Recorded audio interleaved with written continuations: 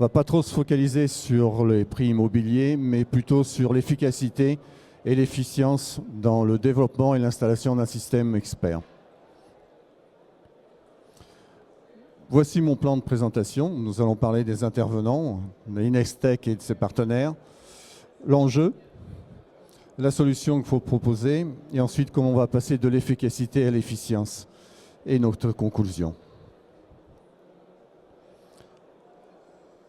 Inextech, en chiffres, 2024, 36 millions d'euros, plus de 82 projets en parallèle l'année dernière, 380 PhD à plein temps, plus de 150 projets par an, plus de 900 chercheurs et 197 brevets déposés actuellement. Nous sommes une association privée sans but lucratif, localisée à Porto, au Portugal, très spécialisée dans la prise en charge de l'externalisation partielle ou totale de RDI, labellisée CIR et CI. Principaux domaines d'expertise, IA et Big Data, photonique, système industriel, énergie et informatique. Notre client, notre partenaire, c'est une entreprise. C'est une plateforme de référence sur le marché résidentiel au Portugal. Utilisée par les banques, les experts, les consultants, fait une mise à jour mensuelle pour des raisons de fiabilité. Et la base de données qui se dispose est alimentée par plus de 1000 entreprises. Des données réelles, structurées par zone, typologie et marché, utilisées pour prendre des décisions stratégiques. Quel était l'enjeu? Ça, c'est le point principal. Je veux vendre, je veux acheter. Je suis de l'État. Quelle est la valeur d'un bien immobilier? Qui a besoin de ça? Donc les agences, les banques, les acheteurs, les promoteurs, mais aussi l'État. Et pourquoi? Déterminer les valeurs, anticiper les tendances, justifier les prix et surtout avoir une réponse rapide. Quelles sont les exigences et les contraintes qui ont été demandées? Prédiction fiable qui correspond aux valeurs qui peuvent être données par un panel d'experts, utiliser la méthode comparative dans cette technologie et pour avoir un usage interne ou externe de la plateforme. Des contraintes, temps de réponse rapide, un développement rapide, donc ça va être mis sur le marché très rapidement, et un accès web public, et aussi utiliser une infrastructure légère pour ne pas augmenter les coûts. Quelle est la solution qui a été proposée? Pour monter ce genre de projet, un élément qui est essentiel, c'est la connaissance du métier. Donc ici, a été utilisé un panel d'experts qui avaient comme objectif expliquer comment ils travaillaient, valider leurs critères de comparaison et définir les cas réels pour pouvoir entraîner l'intelligence artificielle. L'objectif, c'est effectivement reproduire le raisonnement d'un expert, générer des cas de texte fiables et améliorer la précision des prédictions.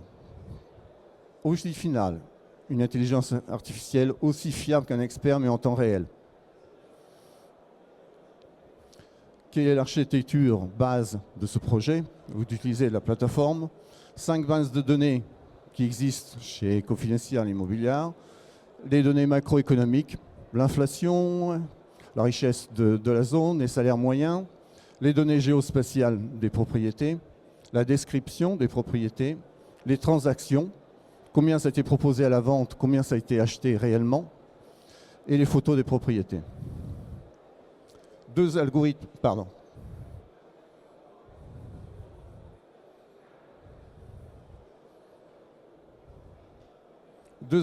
ont été développés, prévision des prix de vente, de la valeur du bien, et un classement de similarité pour appui aux experts. Le tout, ensuite, est donné effectivement par intermédiaire d'une API sur la plateforme MicroCIR de la compagnie. Utilisateurs, le public en général, mais aussi et principalement les experts pour avoir comme outil d'appui à leur travail. Ici, les images, effectivement, de l'interface et du résultat qui peut être donné aux utilisateurs. Comment on passe de l'efficacité à l'efficience?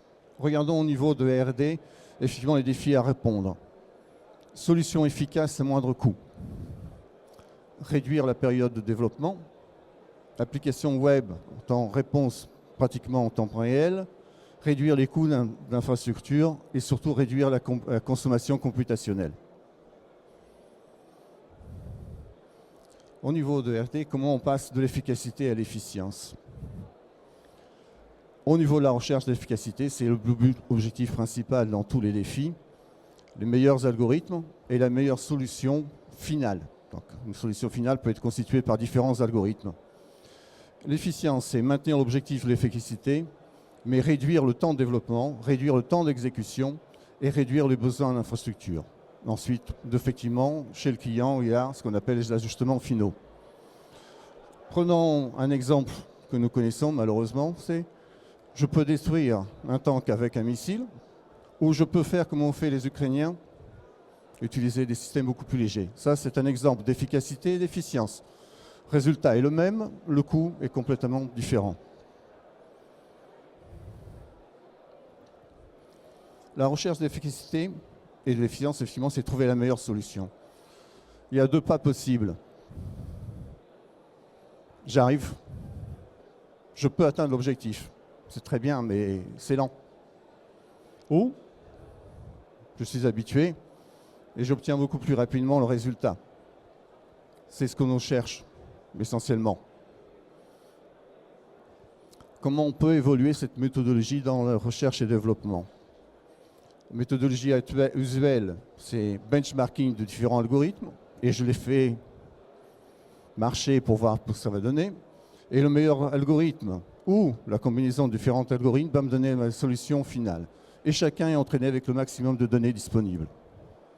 Ou alors, comment nous travaillons? Nous avons développé des algorithmes spéciaux pour la création de méthodes d'entraînement plus rapides. Et dans ce cas, nous avons pu essayer, dans un période de temps beaucoup plus court, beaucoup plus d'algorithmes. Nous avons réduit le temps d'entraînement par un facteur de 10 et essayé beaucoup plus d'essais de solutions possibles.